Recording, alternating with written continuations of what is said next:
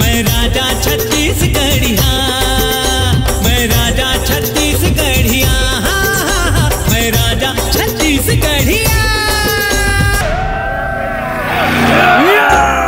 उठाओ सब सामान में उठाओ, उठाओ, पकड़ो पकड़ो। जब का धान है सब उठा के गाड़ी में डालो रे। हाँ पंखों का घलोक डालो। हाँ कुछ नहीं बातना चाहिए, उठाओ सब गाड़ी में डालो। चलो दाऊ दाऊ ये मोर साल भर की कमाई है दाऊ, ये सब लोग कहाँ ले गए? अब 2 साल पहली बाड़ी में धान ले रहे, भुला गए इसका? पिछले साल सवैया बाड़ी सहित पूरा धान ला वापिस कर देना दाऊ जी।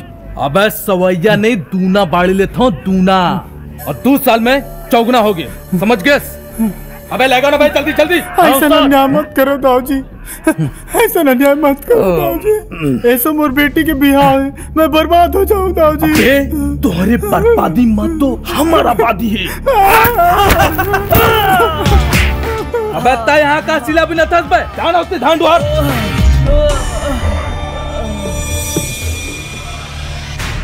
उठ काका, अब राजा आ गए और राजा छत्तीसगढ़िया के रहत में अब कोनो गरीब किसान के ऊपर ये पापी मन अत्याचार नहीं कर सकते। अबे मोर काम में ज्यादा टांग झनड़ा, नहीं तो तोर सब हीरोगिरी खुसेड़ दूं। अबे अभी तक मोर हीरोगिरी देखे कहाँ? मोर पिक्चर तो अब चालू हो ही बेटा, तब तोला पता चली असली सुपरस्टार काला कथी।